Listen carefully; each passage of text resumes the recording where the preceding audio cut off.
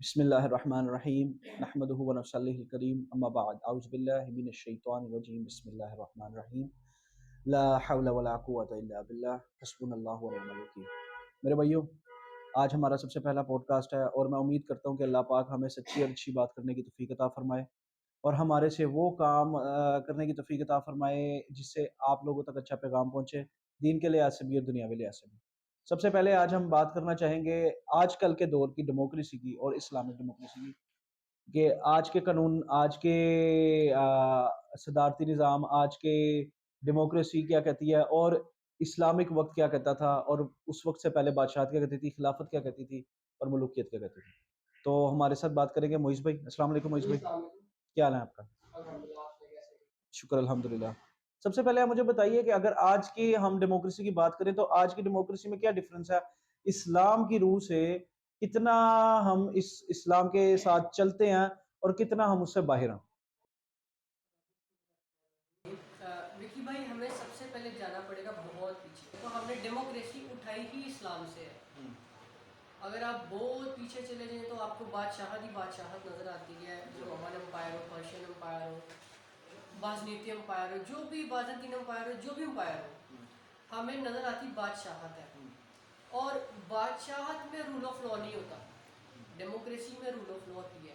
اگر اب ہم دیکھیں وکی بھائی تو ڈیموکریسی کی روح جو ہے وہ ہمیں جا کے ملتی ہے 1400 ایئرز بیک۔ آپ پیچھے چلے جائیں نبی صلی اللہ علیہ وسلم کے دور میں، خلافت کے دور میں، اسلام کے پہلے خلیفہ آپ ایک ٹرم میں یہ بھی کہہ سکتے تھے فرسٹ پریزیڈنٹ آف اسلام، کیونکہ بادشاہت کا مطلب ہے باپ بیٹا بیٹا بیٹا بیٹا، اس کو امریت کہتے ہیں، بادشاہت کہتے ہیں، دین سے اس کا کوئی تعلق نہیں۔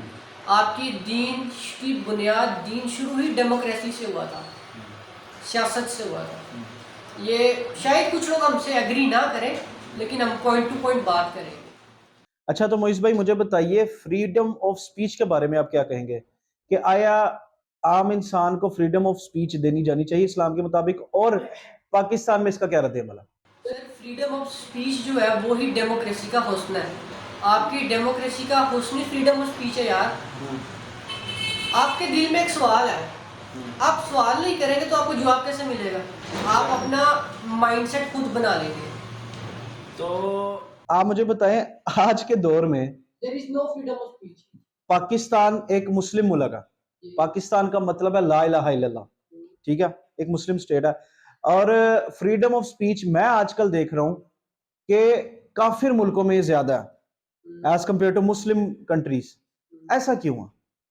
سر، as compare to Muslim countries freedom of speech اس لیے زیادہ ہے کہ اگر آپ مسلم کنٹریز اٹھا کے دیکھ لیں، سعودیہ، وہاں پہ بادشاہت ہے، ڈیموکریسی نہیں ہے، بادشاہ کبھی بھی اپنے خلاف کسی کو بولنے نہیں دیتا، ٹھیک ہے۔ ایران، اگر ایران میں آپ کہہ لیں تو ایران میں بھی ایک طرح کی آمریت ہی چل رہی ہے لیکن مچ بیٹر دین سعودیہ۔ اگر آپ رول آف لا کی بات کریں اور آپ فریڈم آف اسپیچ کی بات کریں نا، وہ آپ کو ایران میں بھی نہیں ملے گا۔ افغانستان میں آپ کو فریڈم آف اسپیچ بھی ملے گی، افغانستان میں آپ کو ڈیموکریسی بھی مل رہی ہے، افغانستان میں آپ کو رول آف لا بھی مل رہا ہے۔ واحد مسلم کنٹری فار می۔ اب جتنی بھی مسلم کنٹری ہے سب میں بادشاہت چل رہی ہے، تو بادشاہ تو اپنے خلاف سنتا نہیں ہے، تو فریڈم آف اسپیچ کہاں سے رہے گی؟ یورپ کی جو کنٹریز ہیں اور امریکہ، آسٹریلیا، یہ ساری کنٹریز نے ڈیموکریسی اپنائی ہے، جمہوری نظام اپنایا ہے۔ جمہوری نظام سے عوام کی طاقت سے ایک نمائندہ منتخب ہو کے بیٹھتا ہے۔ میں آپ کو بتاتا ہوں نا، ایک ڈیموکریسی سے بات یاد آ گئی مجھے، میں کچھ 1400 سال یا 1350 سال پیچھے چلا جاتا ہوں، یا 1380 سال۔ تو ایک دفعہ حضرت عمر فاروق رضی اللہ تعالیٰ عنہ کے دور میں، کیونکہ ان کے دور میں یہ پولیس والا قانون آیا تھا، یہ پولیس والے محافظ کہہ لوں میں، تو اس دور میں نا ان کے ایک خلیفہ تھے جو مصر میں غالباً تعینات تھے، جن کا نام تھا ان کے جو ایک امیر تھے، جو انہوں نے ایک مصر میں امیر تعینات کیے تھے، جن کا نام تھا عمر ابن الاس رضی اللہ تعالیٰ عنہ۔ تو ان کے بیٹے نے وہاں کے ایک عام شہری کو صرف اس بات پہ مارا کہ ان کی گھوڑے کی ریس تھی، ٹھیک ہے، اللہ کمی پیشی میری معاف فرمائے، ان کی گھوڑے کی ریس تھی اور اس کا گھوڑا جیت گیا تھا، اس بات پہ عمر بن عاص رضی اللہ تعالیٰ عنہ کے ایک بیٹے نے اس شہری کو مارا، آسان الفاظوں میں کٹ لگا دی. وہ سیدھا پہنچ گیا خلیفہ وقت کے پاس، حضرت عمر فاروق رضی اللہ تعالیٰ عنہ کے پاس. مسجد میں پہنچے، مسجد میں پہنچ کے انہوں نے کہا کہ آپ خلیفہ ہیں؟ انہوں نے کہا جی الحمدللہ میں خلیفہ ہوں. انہوں نے کہا کہ آپ میرے بیچ میں اب انصاف کریں، اس طرح یہ معاملہ ہوا، اس طرح میرے ساتھ کیا گیا، اب مجھے انصاف چاہیے، نہیں تو میں اللہ سے انصاف مانگوں گا. تو حضرت عمر فاروق نے جو اس وقت بہتر سمجھا وہ یہ کیا، انہوں نے اس آدمی کو ادھر بٹھا لیا. انہوں نے کہا اب تو مدینہ میں رہے گا جب تک وہ نہیں آتے. انہوں نے ان کو پیغام بھیجا کہ عمر کو اور اس کے بیٹے کو مدینہ بلاؤ. عمر ابن عاص رضی اللہ تعالیٰ عنہ اور ان کا بیٹا مدینہ آئے. انہوں نے بٹھایا اور اپنی جو چھڑی تھی جس سے وہ چلتے تھے وہ اس بندے کے ہاتھ میں پکڑایا. اس نے کہا کہ تب تک تو اس بچے کو مار جب تک تو خود تھک نہیں جاتا. اس چھڑی سے خلیفہ اس کے امیر کے بیٹے کو مار جب تک وہ تھک نہیں جاتا. اس نے تب تک مارا جب تک وہ تھک نہیں گیا. اس کے بعد اس نے کہا کہ میں نے اس کو اب معاف کیا. اس نے کہا اب تو اس کے باپ کو مار کہ اس نے یہ کام اپنے بیٹے سے ہونے دیا. تو انہوں نے یہ کہا کہ میں نے اب انہیں معاف کیا، میں نے اپنا بدلہ لے لیا. تو حضرت عمر نے ان کو جانے دیا. اس سے مجھے ایک چیز نظر آتی ہے کہ ڈیموکریسی اسلام میں کیسے تھی اور کیسے آپ کو آپ کا رائٹ تھا بولنے کا اپنے حق پہ، وہ کہاں چلا گیا آج. اس کو رول آف لا کہتے ہیں. یہی فرق ہے ڈیموکریسی میں بادشاہت میں. بادشاہت میں آپ کو ایک واقعہ سناتا ہوں. یہ ترک سلطان کا واقعہ ہے، سلطان احمد خان کا. وہ شکار پہ گئے تھے، وہ شکار کر رہے تھے ہرن کا. جب وہ ہرن کا شکار کر رہے تھے تو اسی ہرن کے سامنے ایک اور شکاری تھا. جب انہوں نے اپنا نشانہ لیا سلطان احمد خان نے تو دوسرے شکاری نے وہ ہرن مار دیا، کیونکہ وہ اس سے پہلے بیٹھا تھا مارنے کے لیے، اس کو نہیں پتا تھا سلطان کا شکار ہے. تو سلطان احمد خان نے اس آدمی کا سر کاٹ دیا صرف اس بات سے کہ تم نے سلطان کی چیز پہ نظر رکھی. بادشاہت آپ کو نعوذ باللہ زمینی خدا بنا دیتی ہے. جب آپ کو پتا چلا جی اب میرے پاس حکمرانی ہے، میں بادشاہ بن گیا ہوں، تو آپ اپنے آپ کو زمینی خدا سمجھنے لگ جاتے ہیں. ہم لوگ بڑے فخر سے بتاتے ہیں جی آٹمنس کے بارے میں، لیکن آٹمنس بادشاہوں نے کیا کیا ظلم کیے ہیں، کیسے اتنی سی چیز پہ وہ لوگوں کے سر اڑا دیتے تھے، اپنے آپ کو زمین پہ اللہ کا سایہ کہلواتے تھے. نعوذ باللہ. تو آج بھی یہی ہو رہا ہے. آج ہو رہا ہے، پاکستان میں ہو رہا ہے، مسلم کنٹریز میں نہ کہ ایون پاکستان میں. اگر آپ خالی پاکستان کو کرتے ہو تو یہ غلط بات ہے. دنیا کے کافی ممالک میں یہ کام ہو رہا ہے. سر دنیا کے نہیں، مسلم کنٹریز سے. ہاں مسلم کنٹریز میں زیادہ ہو رہا ہے.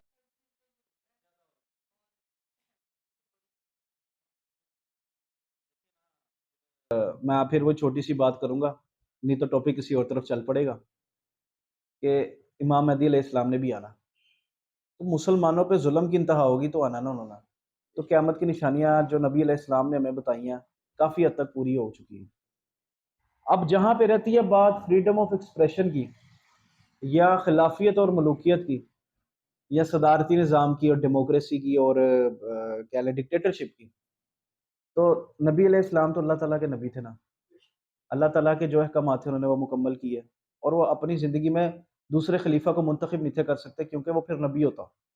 ٹھیک ہے، جس پہ نبی علیہ السلام نے کہا تھا کہ میری نسبت علی کے ساتھ وہی ہے جو ہارون کی موسیٰ کے ساتھ، لیکن میرے بعد کوئی نبی نہیں.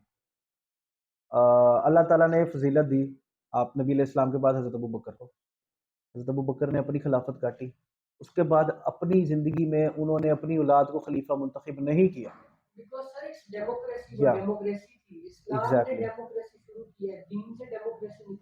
اب میں آپ کو یہی چیز بتا رہا ہوں کہ حضرت ابو بکر کا مشورہ دیا انہوں نے، لوگوں نے اگری کیا. حضرت عمر کا مشورہ دیا، حضرت ابو بکر نے.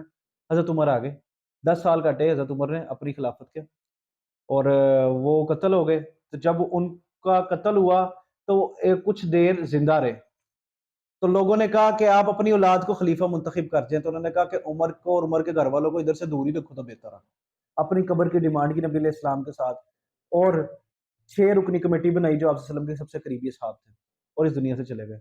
6 رکنی کمیٹی نے ڈیسائیڈ کیا عثمان ابن عفان کو، حضرت عثمان غنی رضی اللہ تعالیٰ عنہ کو، ان کے 12 سال کے نکلے، قتل ہو گئے. پھر لوگوں نے خود مل کے مولا علی علیہ السلام کو خلیفہ منتخب کیا. ان کے دور میں جو بھی مسلمانوں نے مسلمانوں کے ساتھ کیا، لیکن ان کے دور میں ہی ایک باطل بھی نکلے. مسلمان میں ہی حق تھا نا، تو مسلمان میں ہی منافق اور باطل نکلا. شروعات ہوئی دین کے پہلے، اسلام کے پہلے بادشاہ کی. Exactly that's what I am trying to say, کہ وہاں سے ہی ڈکٹیٹرشپ نکلی. دیکھیں جو اسلام کی پہلی سلطنت تھی وہ سلطنت امیہ تھی. آپ کہہ لیں کہ بادشاہت کہہ لیں. جو اسلام کی پہلی سلطنت بنائی گئی اس کا نام تھا سلطنت امیہ. جی. جہاں سے اسلام میں بادشاہت کا دور شروع ہوا، مطلب ایک غلط نظام شروع ہوا. اس کے بارے میں آپ آگے بیٹھ کریں. دیکھیں غلط نظام کی جہاں تک بات رہی نا، تو یہ بہت لمبا ٹاپک ہے، اس پہ میں گھنٹوں ڈسکشن کر سکتا ہوں. لیکن مختصر بات پہ میں یہ آؤں گا کہ جب بنو امیہ میں سے امیر معاویہ بن ابو سفیان رضی اللہ تعالیٰ عنہ کو گورنر کی سیٹ پہ بٹھایا گیا، اور وہ حضرت عمر نے نہیں تھا بٹھایا، لوگوں کے اوپر یہ بڑی پھلی ہے. لیکن میں صرف اس وقت بتا رہا ہوں ڈیموکریسی میں، صدارتی نظام میں اور ڈکٹیٹرشپ میں، کہ میں صدارتی نظام کو اس طرح لے کے چلتا ہوں کہ وہ اسلام کا بنایا ہوا. ٹھیک ہے، ایک بندے کے ہاتھ میں ڈسکشن ہو ویدر وہ اچھا فیصلہ کرتا ہے یا برا فیصلہ. اب میں آپ کو خلفائے راشدین پہ ایک حدیث بتاتا ہوں جو میرے نبی علیہ السلام کی ہے، کہ الیکم بسنتی و سنت الراشدین والمہدیین. ٹھیک ہے، کہ ان پہ میرے خلیفوں کی سنت فرض ہے. ٹھیک ہے نا، اللہ میری کمی پیشی معاف فرمائے، مجھے ترجمہ صحیح نہیں آتا، لیکن کلوزر ٹو دس ون. اب خلیفہ جو گزرے وہ 5 گزرے، ابو بکر، عمر، عثمان، علی رضی اللہ تعالیٰ عنہ، حسن علیہ السلام کے 5 ماہ. جو نبی علیہ السلام نے اپنے دور میں کہا تھا کہ میرے بعد خلافت 30 سال کی رہے گی، اس کے بعد ملوکیت آ جائے گی. ملوکیت مین بادشاہت. 30 سال حضرت عمر کے 5 ماہ کے بعد کمپلیٹ کر دیے گئے، اور اس کے بعد جو سب سے پہلا اسلام میں بادشاہ تھا وہ حضرت معاویہ بن ابو سفیان، اور اس کے بعد ان کی اولاد جو تھی یزید پلید. سب جانتے ہیں کہ اس نے کیا کیا اور اس کو اس کا کیا پھل ملا.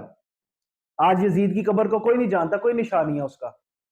ٹھیک ہے نا، تو یزید کی اولاد نے بھی اس کی سیٹ پہ بیٹھنے سے منع کر دیا تھا. اس میں تو شیعہ سنی کا متفق ہے اس میں، کہ اس نے یزید کے بیٹے نے کہا تھا کہ میں اس سیٹ پہ کیسے بیٹھ سکتا ہوں جہاں پہ نبی اہل بیت کا خون بہتا. ٹھیک ہے، اور وہ ریجیکٹ کر کے چلا گیا تھا اور مر بھی گیا تھا. تو جو اچھا ہے وہ اچھا. ٹھیک ہے، جو برا ہے تو بنو امیہ کے کافی لوگ برے ہیں. اس کا مطلب یہ نہیں ہے کہ ہم اس میں عمر ابن عبدالعزیز کو لے لیں یا حضرت عثمان غنی رضی اللہ تعالیٰ کو. اس کا مین قطعی نہیں ہے. ہم مروان بن حکم کو لیں گے، ہم ولید ابن عقبہ کو لیں گے، کہ جنہوں نے سب جانتے ہیں کہ اسلام کا لبادہ اوڑھ کے کیا کیا. ٹھیک ہے نا، تو آج بھی وہ لوگ پائے جاتے ہیں، ویدر وہ ہماری حکومت میں ہو، ویدر وہ سعودیہ میں ہو، یا ایون اسرائیل میں ہو یا امریکہ میں ہو. میں مسلم کنٹریز کو اور ان سٹیٹس کو نامزد بھی کر رہا ہوں کہ جہاں پہ ہم جانتے ہیں کہ ہو سکتا ہے کہ کچھ اسلامک لا چل رہا ہو، جس طرح اسپین ہو گیا، اٹلی ہو گیا، کہ جہاں پہ بہت ڈیموکریسی یا فریڈم آف سپیچ ہے، لیکن وہاں پہ بھی آج کل لوگوں کو دبایا جا رہا ہے. میں کافی ایسی ویڈیوز دیکھتا ہوں جہاں پہ لوگوں کو بہت دبایا جاتا ہے. میں اب آپ کو یہ بھی بتا دیتا ہوں کہ جو ملوکیت تھی اس کا سٹارٹ اپ کہاں سے کیا گیا. جانتے ہیں سب کہ معاویہ بن ابو سفیان سے ہوا سٹارٹ اپ، لیکن پیچھے اس کی وجہ کیا رہی ہوگی، اور کیسے حضرت معاویہ بن ابو سفیان کو وہاں کی امریت ملی کہ وہاں کے وہ امیر بنے. سب سے پہلے تو وہاں پہ طاعون کا مرض پھیل گیا تھا. طاعون کا مرض یعنی پیناڈیمک بیماری جو ہوتی ہے. 3-4 اصحاب کو لائن وائز منتخب کیا گیا، وہ سارے بیماری سے مرتے رہے. ٹھیک ہے، اس کے بعد جب معاویہ کا بھائی تھے یزید ابن ابو سفیان، وہ بھی بڑے اچھے تھے، لیکن ان کو جب امیر منتخب کیا گیا وہ بھی طاعون کے مرض میں آ کے ادھر فوت ہو گئے. اس کے بعد پھر لوگوں نے منتخب کیا معاویہ بن ابو سفیان کو کہ یہ ہمارا امیر بن سکتا ہے، بہتر ہے. حضرت عمر کے پاس یہ خبر پہنچی تو انہوں نے کہا ٹھیک ہے، اگر یہ لوگوں نے منتخب کر کے اس کو بٹھایا تو ان کے لیے بہتر ہو سکتا ہے. اب مجھے ادھر یہ بتائیں، اس کا مطلب پبلک ووٹنگ بھی کی جا سکتی ہے. ٹھیک ہے نا، یہ ہمیں ایک آپشن ملتی ہے نا، یہ آپشن مل جاتی ہے ہمیں. اچھا ٹھیک ہے، اب ادھر معاویہ بیٹھ گئے، حضرت عثمان کے کا جب قتل ہوا تو اس میں خوارج بھی شامل تھے، مسلمان بھی شامل تھے، ٹھیک ہے نا. اور انہوں نے جو سب سے بڑی پلی لی کہ ہم نے علی کی خلافت قبول نہیں کرنی جب تک ہم عثمان کے قتل کا بدلہ نہ لے لیں. اب اس میں دو وجوہات تھیں، ایک تو ان کی اپنی حکومت کی لالچ تھی، ٹھیک ہے. دوسری جو سب سے بڑی وجہ تھی وہ یہ تھی کہ حضرت عثمان بنو امیہ میں سے تھے، یعنی کہ خاندانی نظام چلتا نا، بنو ہاشم بنو امیہ، تو معاویہ بن ابو سفیان بھی بنو امیہ میں سے تھے، حضرت عثمان بھی بنو امیہ میں سے تھے. یہ ہے کہ لوگ آج کے دور میں بھی اسلام کا لبادہ اوڑھ کے لوگوں کے جذبات کے ساتھ کھیل کے اپنی سیاست چمکاتے ہیں، اور یہ تب سے چلتا آ رہا. مجھے آپ اور میں ہم دونوں جانتے ہیں کہ اس وقت اسلام کا لبادہ اوڑھ کے کون اپنی سیاست چمکا رہا ہے، ٹھیک ہے نا. we can't say anything, we can't do anything because we didn't have the right to say anything. لیکن ایک چیز ہے وہ اللہ ہے، ٹھیک ہے نا. وَتُعِزُّ مَن تَشَاءُ وَتُذِلُّ مَن تَشَاءُ، ٹھیک ہے نا. ایاک نعبد و ایاک نستعین. آپ مجھے اس بارے میں کچھ بتائیں کہ آج کے دور میں کیا دین کے ساتھ لبادہ دین کا اور کے جذباتوں کے ساتھ کھیلا نہیں جا رہا لوگوں کو؟ یہ بات حقیقت ہے، اور یہ سب سے زیادہ پاکستان میں ہو رہا ہے. ہم لوگ مذہب کارڈ پلے کر کے لوگوں کو مروا دیتے ہیں، 295C لگا دیتے ہیں کسی بھی جس پر لگانی ہے. مذہب کارڈ پلے کرتے ہیں اور ہم لوگوں کو یہودی ایجنٹ بنا دیتے ہیں، کافر بنا دیتے ہیں، اور ہم اس کو سرٹیفکیٹ دے دیتے ہیں کہ بھائی تم مسلمان نہیں. ہم کون ہوتے ہیں؟ کوئی کون ہوتا ہے مجھے آپ کو یا کسی اور کو کہنے والا کہ بھائی تم مسلمان نہیں؟ ایگزیکٹلی. نمازیں آپ کی صحیح نہیں، اور آپ لوگوں کو بتا رہے ہیں جی تم یہودی ایجنٹ ہو، تم جو ہو وہ. دیٹس دا پوائنٹ کہ جو بھی حق کی بات کرے گا وہ یہودی ایجنٹ ہو جائے گا. بے شک ایسا، ٹھیک ہے نا، چاہے وہ انجینئر محمد علی مرزا ہو یا چاہے کوئی اور، کیا ہے وہ کوئی اور، بے شک وہ کوئی اور لوگ سمجھتے ہیں نا. جی. تو جو بھی حق کی بات کرے گا وہ یہودی کا ایجنٹ ہے، اور جو یہودیوں کے ایجنٹ ہے وہ سب جانتے ہیں، ٹھیک ہے نا. تو یہ جو بات ہم یہود کی بار بار کر رہے ہیں، یہودوں کا کیا لینا دینا؟ سب سے پہلے میں آپ کو بتاتا ہوں اسرائیل کا کیا لینا دینا. سب سے پہلے ان کے جو ایریاز کورنگ کی ہے نا، اس میں پاکستان کا نام کہیں پہ نہیں ہے. جس میں گریٹر اسرائیل آتا ہے نا، اس گریٹر اسرائیل میں پاکستان کا نام نہیں ہے. تو یہاں پہ یہودیوں کا جو لینا دینا ہے نا، میں آپ کو بتاتا ہوں. IMF.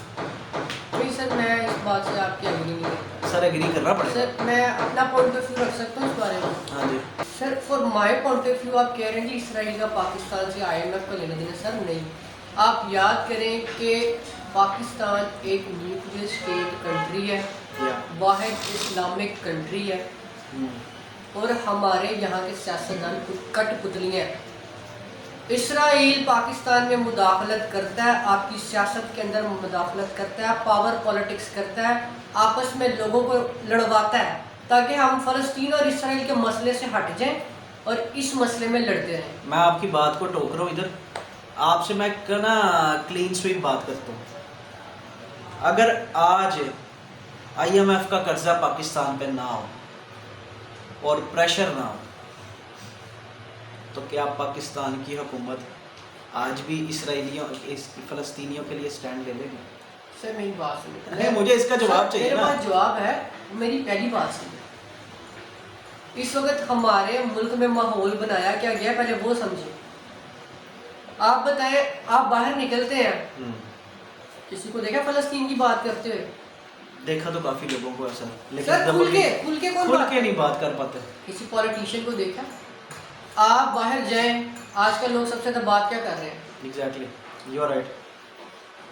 تم غلط، اس نے ووٹ چوری کیا، اس نے پیسہ چوری کیا، اس نے گھڑی چوری کی. یہی مقصد رہ گیا. یہ ہمیں اس چیز میں پھنسا کے اسرائیل سے، فلسطین سے ہمارا نظر ہٹ چکی ہے.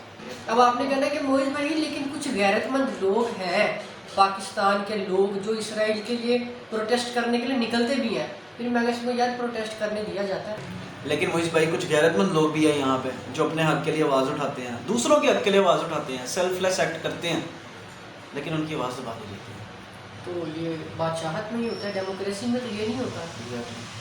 ڈیموکریسی میں آپ کے پاس رائٹس ہوتے ہیں بولنے کے، آپ تنقید کر سکتے ہو، सबसे पहली बात हमें समझनी चाहिए, तनकीद हम लोग लेते नहीं है, स्पेशली हम पाकिस्तानी ईगोइस्ट हो जाते हैं, ऐसे ही। हम तनकीद नहीं लेते। तनकीद आपको लेनी चाहिए, तनकीद आपको बेहतर बनाने के लिए की जाती है। अगर हुकूमत पे कोई सवाल उठ रहा है तो इसका मतलब है आपको बेहतर कर, आपको वो लेना चाहिए कि यार ये मेरे में खामी है, लोगों ने नोट की है, मुझे इसके ऊपर काम करना है। अच्छा चलें, डिस्कशन तो होती रहेगी। मैं अपने दोस्तों से भी अपील करूंगा जो ये वीडियोस देख रहे हैं कि कम से कम एक कमेंट करके हमें बताएं कि आपकी राय क्या है, आप क्या कहना चाहेंगे इसके बारे में, और आपको क्या बेहतर लगता है कि हम किसके बारे में डिस्कस करें अपनी नेक्स्ट वीडियो में। और साथ इंशाल्लाह नमाज का टाइम हो गया, फिर दोबारा आएंगे, अल्लाह का नाम लेके शुरू करेंगे और कोई बेहतर बात करेंगे ताकि मेरे भाइयों को और हमें कोई अच्छी तालीम मिले और उसका सदका जारी सवाब इन लोगों को भी पहुंचे। अगर ये शेयर करेंगे तो लाइक करें, सब्सक्राइब करें, नया चैनल है हमारा। मोइज भाई आप कुछ कहना चाहेंगे? आज का हम लोग का टॉपिक था बादशाह और जमहूरी निज़ाम में आपको फ़र्क बताना, और आई होप कि आप लोगों को समझ आ गया होगा। और कुछ भी अगर आप हमसे सवाल करना चाहते हैं, कुछ भी, तो आप कमेंट्स में पूछ लें, हम आपको जरूर जवाब देंगे। और वो भाई तब तक के लिए इजाज़त दीजिए, लाइक करें, सब्सक्राइब करें। फी मान अल्लाह, अल्लाह पाक खैर रखे। अस्सलाम वालेकुम।